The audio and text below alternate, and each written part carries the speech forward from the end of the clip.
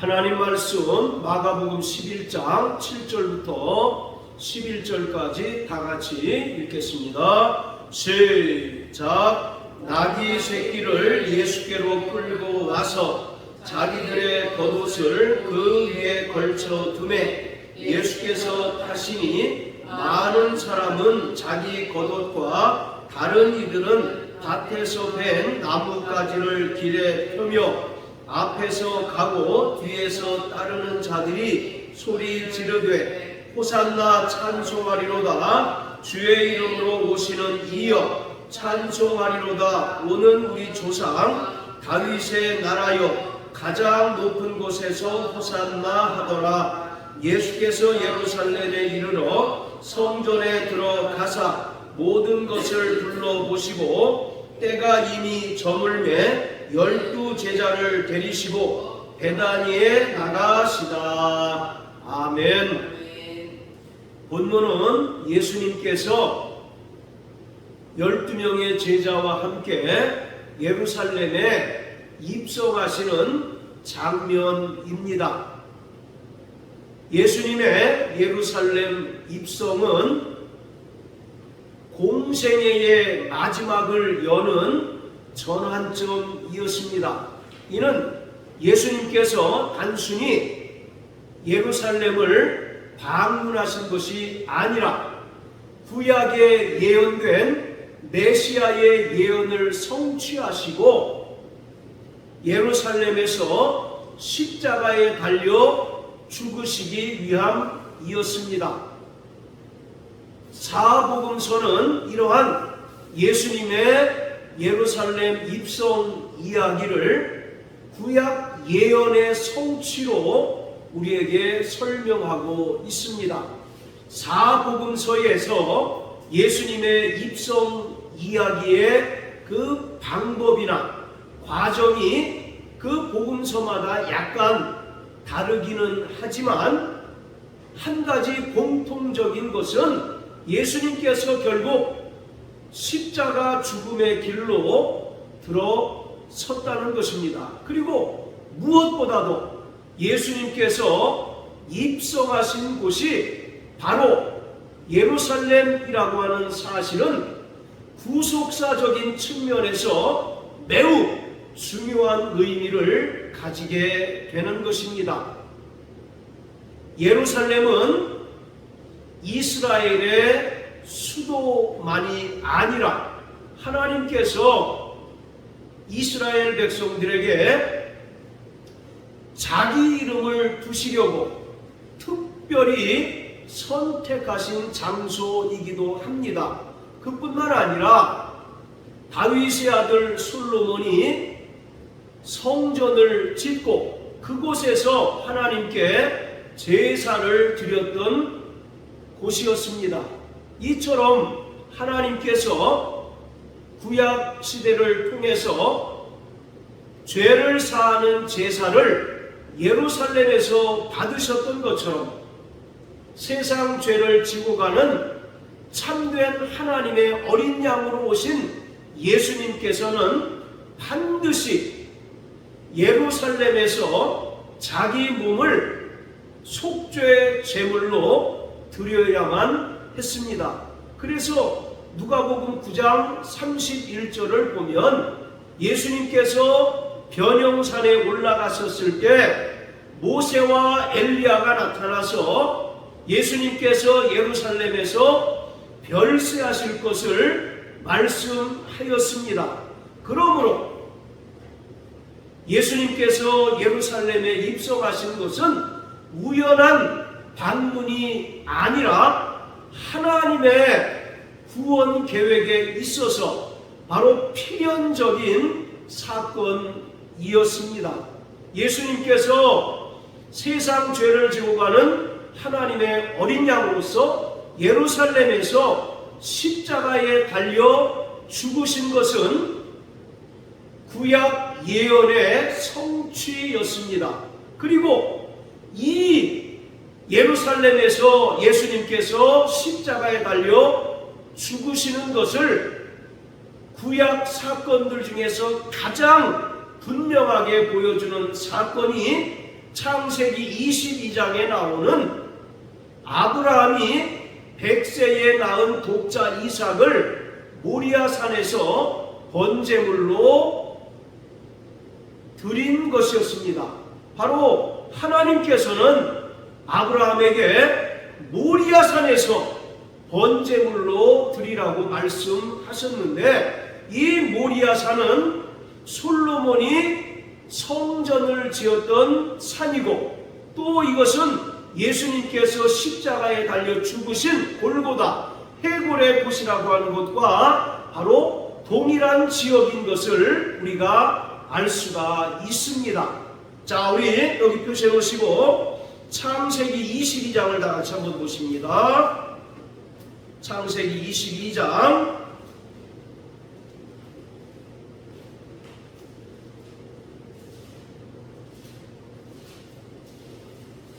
자, 1절부터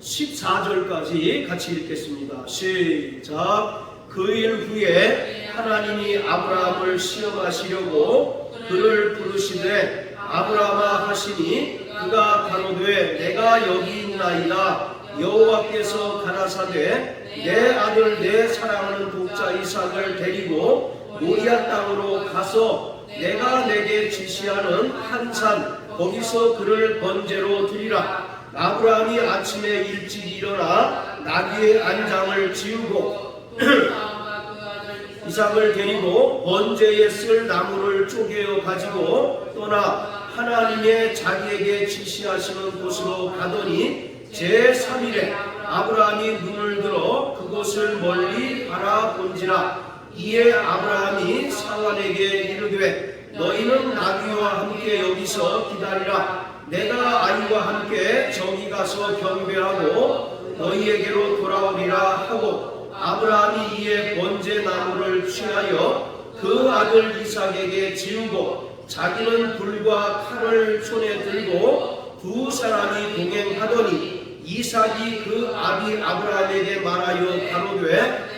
내 아버지여 하니, 그가 가로되 내 아들아 내가 여기 있노라. 이삭이 가로되 불과 나무는 있거니와 번제할 어린 양은 어디 있나이까. 아브라함이 가로되 아들아 번제할 어린 양은 하나님이 자기를 위하여 친히 준비하시리라 하고, 두 사람이 함께 나아가서 하나님이 그에게 지시하신 곳에 이른지라. 이에 아브라함이 그곳에 단을 쌓고 나무를 버려놓고 그 아들 이삭을 결박하여 단 나무 위에 놓고 손을 내밀어 칼을 잡고 그 아들을 잡으려 하더니 여호와의 사자가 하늘에서부터 그를 불러 가라사대 아브라함아 아브라함아 하시는지라. 아브라함이 가로되 내가 여기 있나이다 하매, 사자가 가로되 그 아이에게 내 손을 대지 말라. 아무 일도 그에게 하지 말라. 내가 내 아들 내 독자라도 내게 아끼지 아니하였으니 내가 이제야 내가 하나님을 경외하는 줄을 아노라. 하나님이 눈을 들어 살펴본즉 한 수양이 뒤에 있는데 뿔이 수풀에 걸렸는지라. 아브라함이 가서 그 수양을 가져다가 아들을 대신하여 번제로 드렸더라. 아브라함이 그 땅 이름을 여호와 이레라 하였으므로 오늘까지 사람들이 이르기를 여호와의 산에서 준비되리라 하더라. 아멘. 아브라함에게 한 가지 고민거리가 있었습니다. 바로 그것은 자신이 나이가 많고 또 자기 아내 사라가 경수가 끊어졌음에도 아들이 없다는 것이었어요. 그래서 아브라함은 그의 종 엘리에셀을 아들 삼으려고 하였는데 하나님께서 그것을 막으셨습니다. 그리고 두 번째는 사라의 여종인 하갈의 몸을 통해서 이스마엘이 낳는데 이스마엘을 아들로 삼으려고 하였으나 하나님께서 그것도 막으셨습니다. 그러면서 창세기 18장에 하나님께서 아브라함에게 찾아오셔서 때가 이르면 내가 너에게 돌아올 것인데 그때 너에게 아들이 있을 것이다 라고 말씀을 하셨습니다. 그리고 그 약속대로 아브라함에게 100세의 독자 이삭을 낳게 하셨습니다. 그런데 오늘 우리가 읽은 창세기 22장의 말씀처럼 100세에 낳은 독자 이삭을 하나님께서는 아브라함에게 명령하셔서 모리아 산으로 데리고 가서 그곳에서 번제물로 드리라는 것이었습니다. 바로 번제물로 드리라는 것은 그 눈에 넣어도 아프지 않을 그 아들을 칼로 각을 뜨고 또 불로 태워서 하나님께 제물로 바치라는 거예요. 그런데 아브라함은 조금의 주저함도 없이 즉각적으로 하나님의 명령을 수행합니다. 그리고 모리아 산으로 가서 단을 쌓고 그 위에 이삭을 묶고 그 위에 제물로 올려놓습니다. 그리고 칼로 내리치려는 순간 여호와의 사자가 아브라함을 만류합니다. 그리고 하나님께서 그 뿔이 수풀에 걸린 양을 예비하십니다. 그래서 아브라함은 독자 이삭을 대신하여 뿔이 수풀에 걸린 양을 번제물로 하나님께 드립니다. 그리고 그곳 이름을 14절의 말씀처럼 여호와 이레라고 부릅니다. 여기서 여호와 이레라고 하는 말은 여호와의 산에서 준비되리라 라고 하는 뜻입니다. 우리는 이 여호와 이레라고 하는 말을 오해해서 마치 하나님께서 나의 앞길을 예비하신다 라는 그런 의미로 사용하는데, 이 여호와 이레라는 말은 결코 그런 의미가 아니라 하나님께서 여호와의 산에서 그 양을 준비하고 또 예비하신다라는 그러한 의미입니다. 여기서 이 양은 요한복음 1장에서 침례 요한이 예수님을 보고 선언한 보라 세상 죄를 지고 가는 하나님의 어린 양이로다 한 것처럼 바로 예수 그리스도를 예표하고 있습니다. 자, 아브라함은 100세에 낳은 독자 이삭을 하나님의 그 명령을 들었을 때 즉각적으로 수행을 하였습니다. 그것은 아브라함이 하나님의 뜻을 온전히 깨달은 까닭입니다. 아브라함은 이 독자 이삭을 바치는 사건을 통해서 죄인된 인류를 구원하시기 위하여 하나님께서 독생자 예수 그리스도를 이 땅에 보내셔서 십자가에 달려 죽게 하실 것을 알고 그 독자 이삭을 하나님께 온전히 번제물로 드렸던 것입니다. 자, 우리 신약성경 야고보서 2장을 한번 다 같이 보세요. 야고보서 2장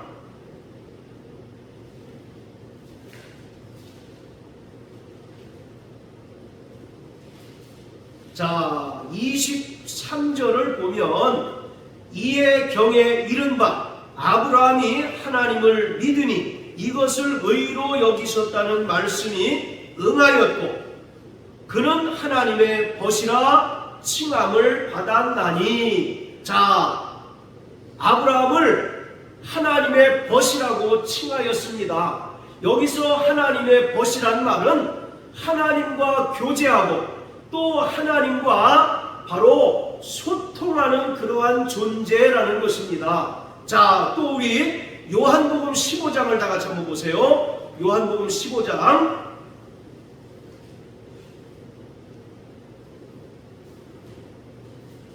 자, 14절 15절입니다.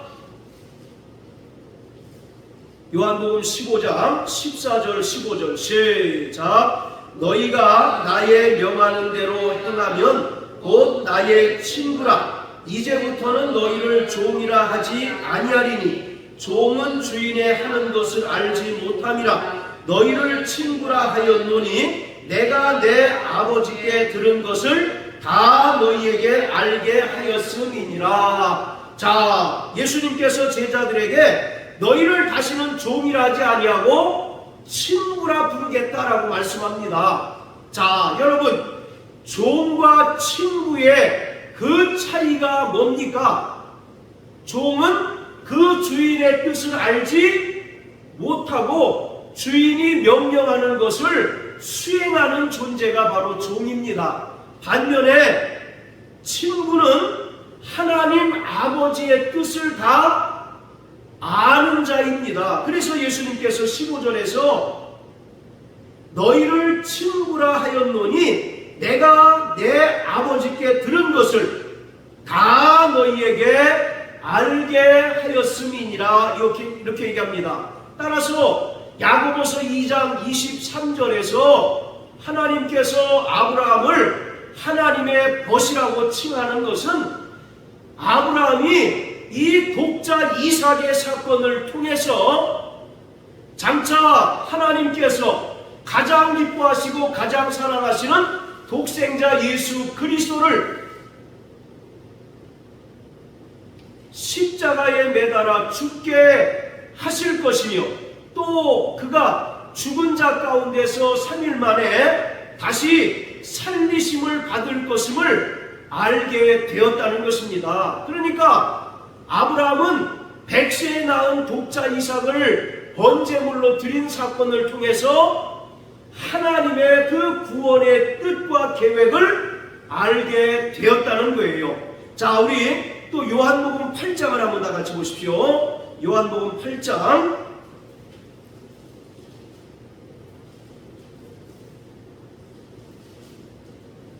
자, 56절입니다. 시작. 너희 조상 아브라함은 나의 때 볼 것을 즐거워하다가 보고 기뻐하였느니라. 자, 그랬더니 57절에서 유대인들이 깜짝 놀랍니다. 아니, 네가 나이가 50이 안 됐는데 어떻게 아브라함을 보았느냐? 라고 예수님께 묻습니다. 이미 아브라함은 선지하신 여호와의 사자, 즉 예수 그리스도를 만났습니다. 그것이 바로 창세기 18장에서의 사건이에요. 창세기 18장에 보면 사람 셋이 아브라함을 찾아옵니다. 그리고 둘은 롯에게 가서 소돔과 고모라에서 탈출하라고 알려주고, 남은 하나는 아브라함의 집에서 아브라함으로부터 극진한 대접을 받고 아들이 곧 아들을 낳게 될 것을 바로 아브라함에게 약속을 합니다. 바로 여기서 말하는 여호와의 사자는 선지하신 예수 그리스도입니다. 그러니까 아브라함은 창세기 18장의 사건을 통해서 이미 예수 그리스도를 만나게 된 거예요. 그리고 예수 그리스도를 통하여 100세의 독자 이삭을 낳게 되리라는 사실을 알게 되었던 것입니다. 그래서 자, 56절 보면 너희 조상 아브라함은 나의 때 볼 것을 즐거워하다가 보고 기뻐하였다라고 말합니다. 여기서 나의 때라고 하는 것은 무엇을 말할까요? 예수님께서 십자가에 달려 죽으시는 것을 말하고 있습니다. 그것을 아브라함은 이미 보았다는 것입니다. 무엇을 통해서?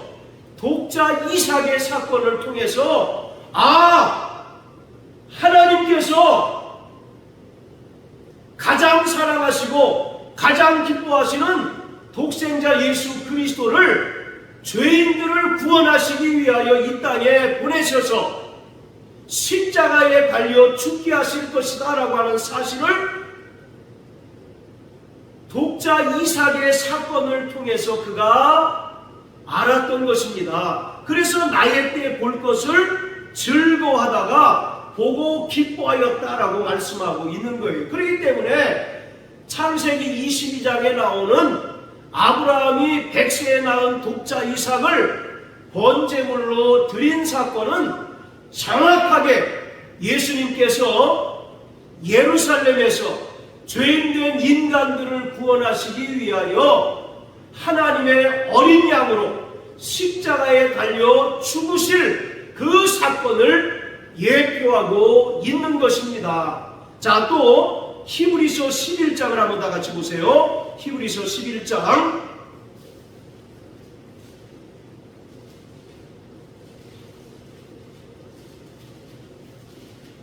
자, 히브리서 11장 17절부터 19절까지입니다. 시작. 아브라함은 시험을 받을 때에 믿음으로 이삭을 드렸으니 저는 약속을 받은 자로 돼 그 독생자를 드렸느니라. 저에게 이미 말씀하시기를 내 자손이라 칭할 자는 이삭으로 말미암은 저가 하나님이 능히 죽은 자 가운데서 다시 살리실 줄로 생각한지라. 비유컨대 죽은 자 가운데서 도로 받은 것이니라. 자, 17절 보세요. 아브라함은 시험을 받을 때에 어떤 시험을 받았습니까? 100세에 낳은 독자 이삭을 모리아산으로 데리고 가서 번제물로 드리라는 시험을 받을 때를 말하고 있어요. 그런데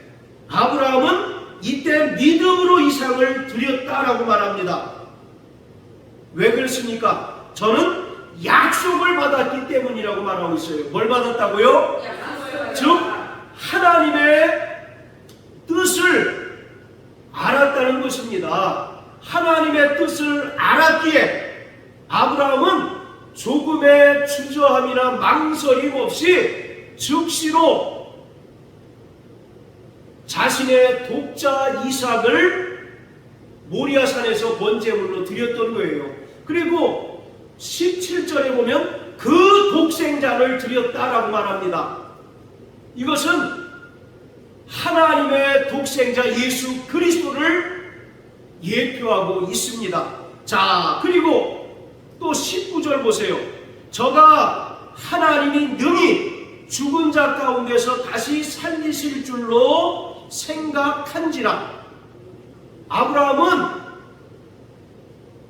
자신이 믿음으로 하나님께 독자 이삭을 번제물로 드릴 때 하나님께서 독자 이삭을 다시 살리실 줄을 알았다는 것입니다. 이러한 하나님의 뜻을 그가 온전히 깨닫게 되었다는 거예요. 할렐루야.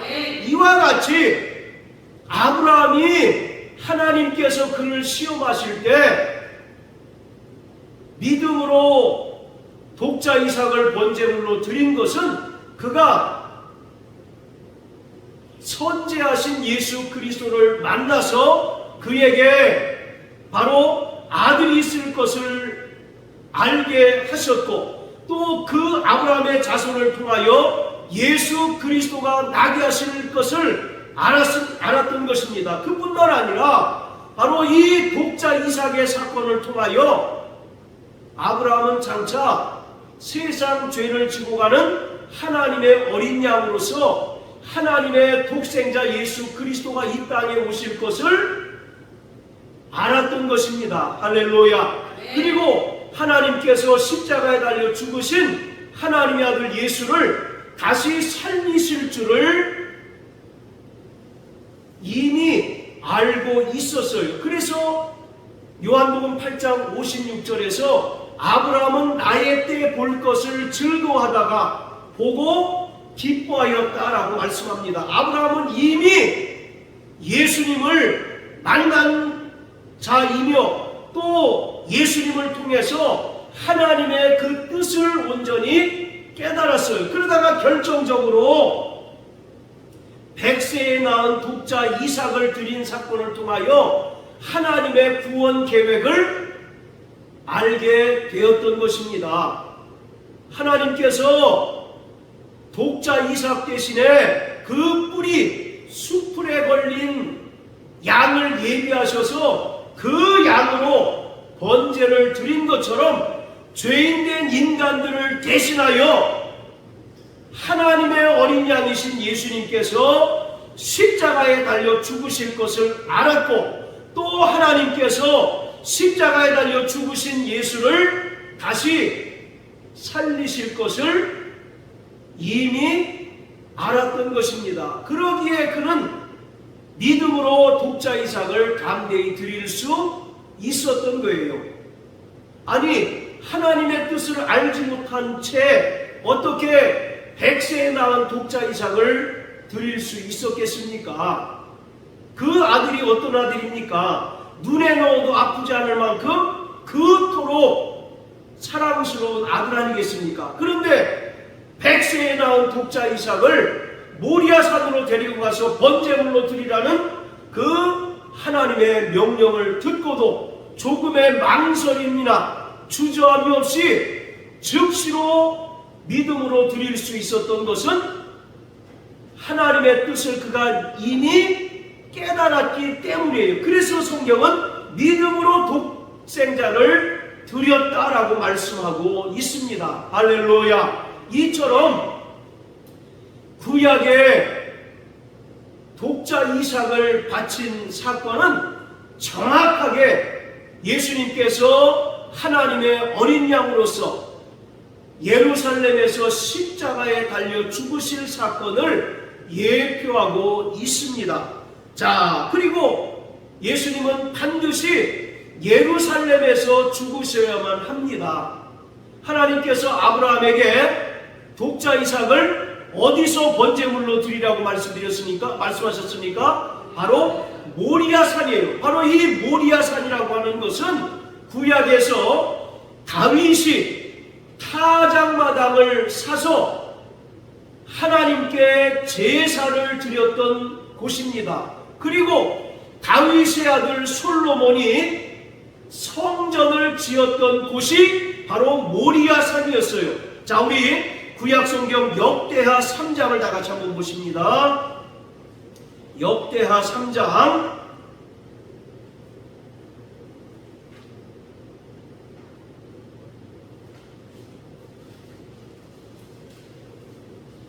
자, 역대하 3장 1절입니다. 시작. 솔로몬이 예루살렘 모리아산에 여호와의 전 건축하기를 시작하니 그곳은 전에 여호와께서 그 아비 다윗에게 나타나신 곳이요 여부스 사람 오르난의 타작마당에 다윗이 정한 곳이라. 할렐루야. 바로 예루살렘 모리아산에서 솔로몬이 성전을 지었다라고 말합니다. 그리고 그 모리아산은 솔로몬 이전에 솔로몬의 아버지인 다윗이 오르난의 타작마당을 사서 그곳에서 하나님께 제사를 드렸던 곳이에요. 그렇기 때문에 반드시 하나님은 하나님의 독생자 예수 그리스도가 십자가에 달려 죽으셔야만 하는데 그 장소는 어디입니까? 바로 예루살렘이어야만 한다라는 것을 말씀하고 있어요. 이처럼 예수님께서 예루살렘에서 다른 곳이 아닌 예루살렘에서 죄인된 인간들을 구원하시기 위하여 하나님의 어린 양으로서 십자가에 달려 죽으셔야만 할 곳이 바로 예루살렘인데, 이것은 구약 많은 선지자들의 입을 통하여 예언한 바요, 또 하나님께서 결정적으로 창세기 22장에서 말하고 있는 아브라함이 독자 이삭을 번제물로 드린 사건을 통하여 미리 보여주었던 것입니다. 자, 다시 마가복음 11장 본문으로 돌아갑니다. 자, 예수님께서 이처럼 예루살렘에 입성을 하십니다. 그때 제자들과 많은 사람들이 자기들의 겉옷을 그 나귀에 걸쳐 둡니다. 그리고 예수님께서 그 나귀에 올라타시고 예루살렘 성에 입성을 하셔요. 이것은 정확하게 스가랴서 9장 9절의 말씀이 이루어진 것을 나타내고 있습니다. 자, 여기 펴셔놓으시고 스가랴서 9장을 한번 보십니다. 스가랴서 9장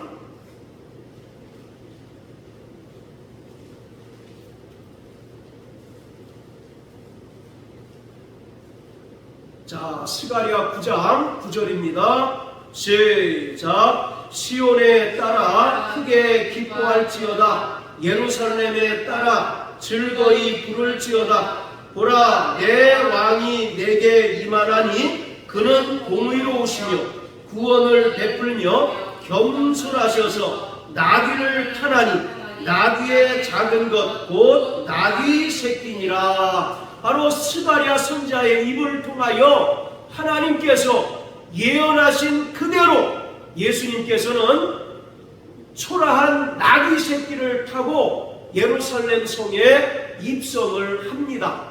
바로 여기서 나귀 새끼는 겸손을 상징합니다. 그리고 평화를 상징하고 있는 거예요. 예수님께서 이처럼 아무도 타보지 않은 나귀 새끼를 타고 예루살렘 성에 입성하실 때 제자들과 또 길가에 선 사람들이 자기들의 겉옷을 그 위에 걸쳐 둡니다. 이것은 바로 예수님께서 철저히 구약에 예언된 바로 메시아임을 그들이 고백하고 절대적으로 예수님께 복종할 것을 상징적으로 나타내주고 있습니다. 자, 마가복음 11장 8절에 보면 많은 사람들은 자기의 겉옷을 길에 폈다라고 말합니다. 또 어떤 사람들은 밭에서 벤 나뭇가지를 길에 폈다라고 말합니다. 여기서 밭에서 벤 나뭇가지는 종려나무 가지를 말합니다. 이것은 시편 118편 25절 26절의 말씀이 예수님을 통하여 이루어진 것을 말하고 있습니다. 자, 그런데 우리가 여기서 살펴봐야 할 것은 예수님께서 나귀를 타고 예루살렘 성에 입성하십니다. 그때 길에 선 사람들이 자기의 옷을 벗어서 길에 펴니다. 또 어떤 사람들은 종려나무 가지를 들고 호산나 찬송하리로다. 주의 이름으로 오시는 이여 우리 조상 다윗의 나라여 가장 높은 곳에서 호산나라고 찬송을 합니다. 자, 그런데 이 사람들은 과연 어떤 사람들일까?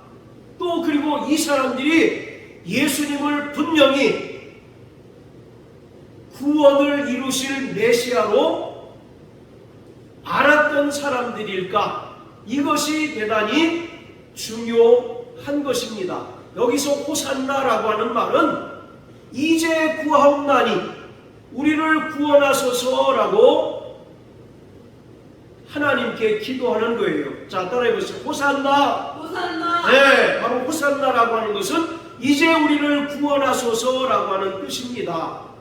자, 예수님께서 예루살렘 성에 입성하실 때 많은 사람들이 자기의 겉옷을 길에 벗어서 길에 폈습니다. 또 종려나무 가지를 흔들면서 호산나 다윗의 자손으로 오시는 예수여라고 찬송을 합니다. 이들은 어떤 자들이냐? 자, 요한복음 12장을 한번 다 같이 보십니다. 요한복음 12장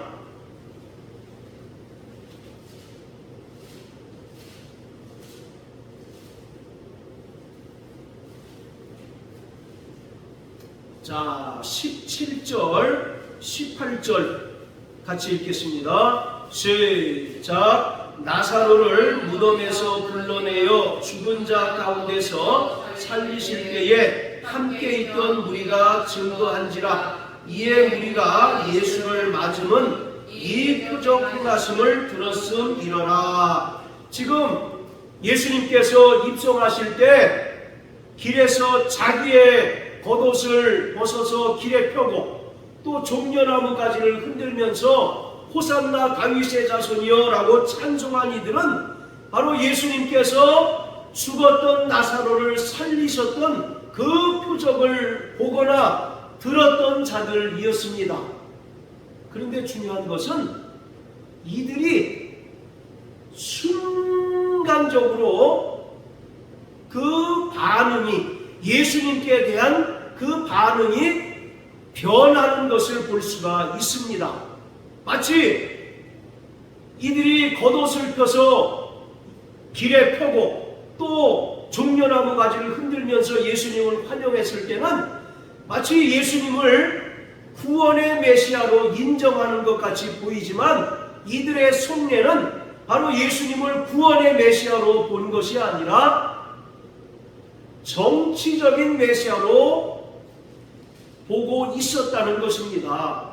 바로 당시에 이스라엘이 로마에 의해서 식민 생활을 했습니다. 그래서 그들은 다윗의 그 자손을 통하여 강력한 정치적인 메시아가 등장해서 로마를 몰아내고 이스라엘을 구원해 주기를 간절히 바라고 있었습니다. 그러던 차에 죽었던 나사로를 예수님께서 살리셨다는 그 이야기를 듣고, 그리고 이분이 예루살렘 성에 입성한다는 얘기를 듣고 이러한 예수님에게 정치적인 메시아로서의 기대를 하고 있었던 것입니다. 그래서 이들이 자기의 옷을 벗어서 길에 펼 수 있었고 또 종려나무 가지를 흔들면서 호산나 다윗의 자손이여라고 찬송할 수 있었던 거예요. 그런데 이들이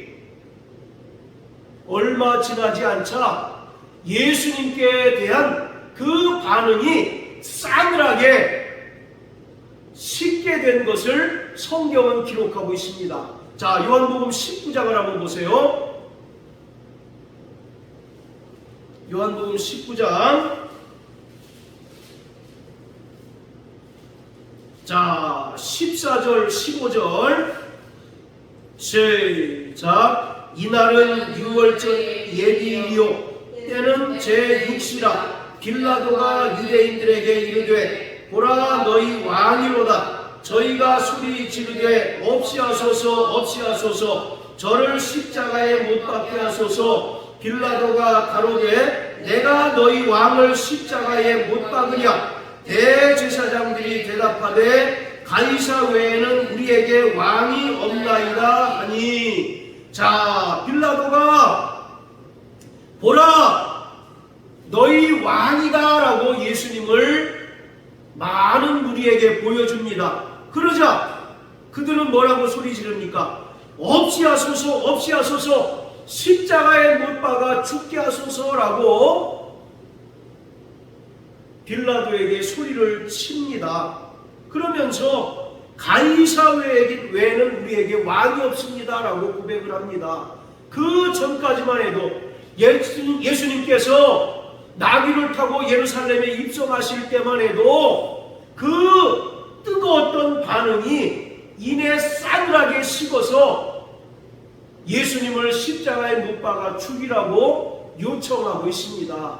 이들은 예수님을 이 땅에 구원을 베푸실 그리스도 곧 메시아로 본 것이 아니라 자신들을 로마의 압제에서 해방시켜주고 구원시킬 바로 정치적인 메시아로 봤던 것입니다. 그러한 기대를 예수님에게 한 몸에 걸었다가 예수님께서 예루살렘에 입성하셔서 하신 그 행동들을 보니 참으로 그들의 기대와는 동떨어진 모습들이었어요. 그래서 그들은 예수님께 대한 그 기대가 이내 원망으로 바뀌고 또 미움으로 바뀌게 되었습니다. 그래서 우리가 읽었던 것처럼 예수님을 십자가에 못 박으라고 누구보다도 더 열심히 소리쳤던 인물로 변화되었던 거예요. 자, 이처럼 바로 예수님께서 이 땅에 사람으로 오시고 또 공생의 사역의 그 마침으로써 예루살렘에 들어오셔서 십자가에 달려 죽으셨지만 사람들은 예수님을 구원을 베푸실 그리스도 메시아로 보지 아니하고 정치적인 메시아로 봤다가 그 기대가 꺾이자 예수님을 향하여 원망하고 또 미워하기 시작합니다.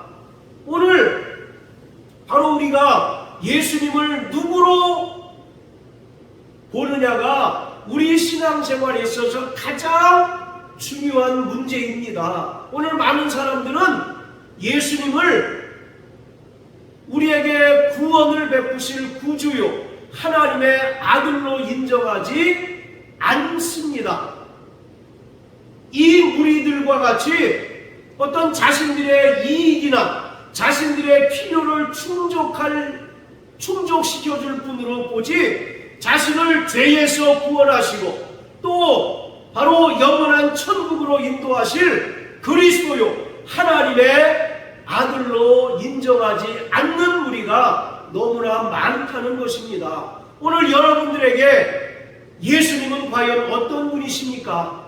고린도전서 12장 3절을 보면 성령으로 하지 않고서는 예수를 주시라 할 수 없다라고 말씀하고 있습니다.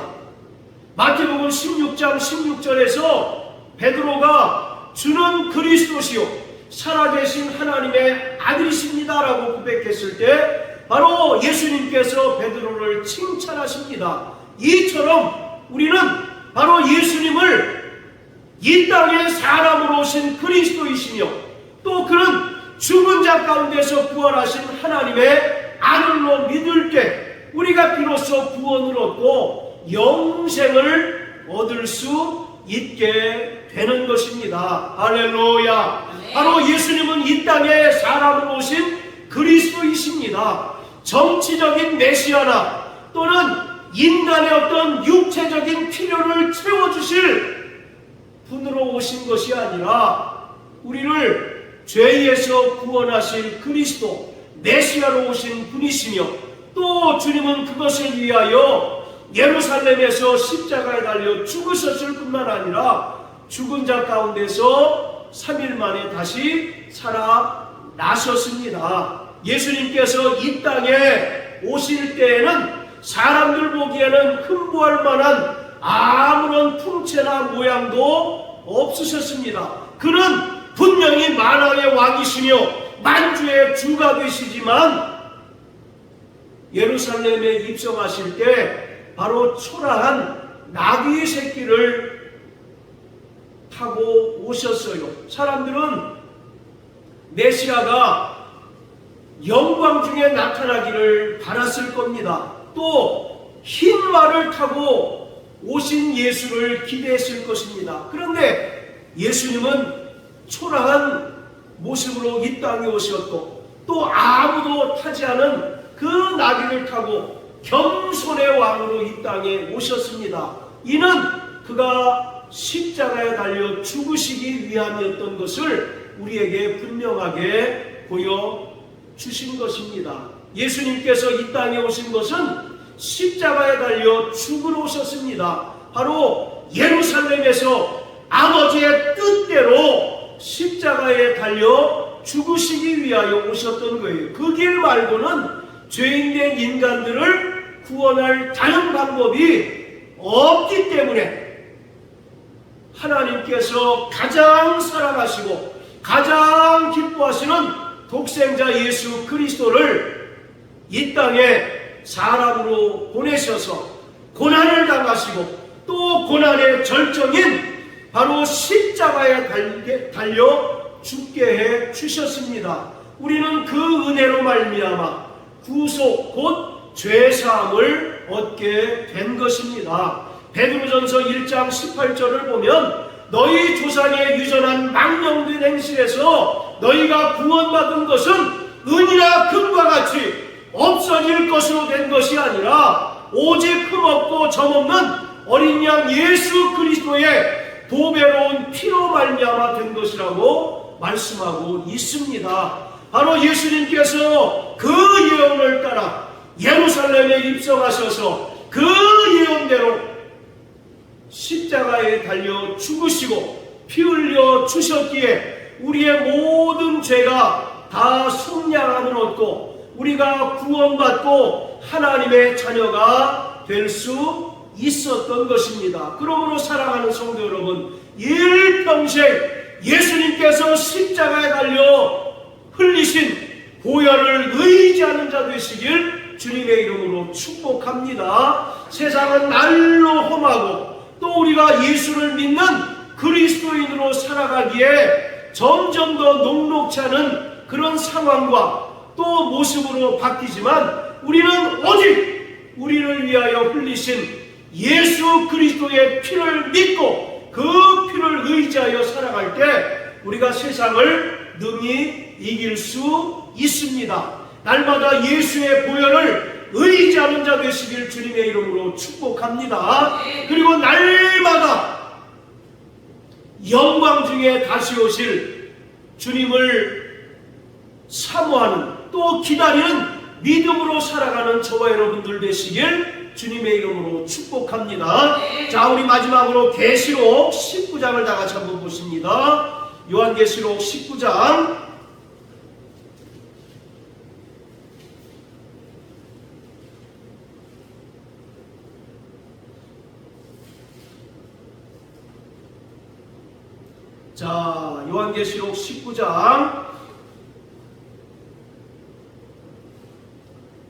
11절부터 14절까지입니다. 시작. 또 내가 하늘이 열린 것을 보니 보라, 백마와 탄 자가 있으니 그 이름은 충신과 진실이라. 그가 공의로 심판하며 싸우더라. 그 눈이 불꽃 같고 그 머리에 많은 면류관이 있고 또 이름 쓴 것이 하나 있으니 자기밖에 아는 자가 없고 또 그가 피 뿌린 옷을 입었는데 그 이름은 하나님의 말씀이라 칭하더라.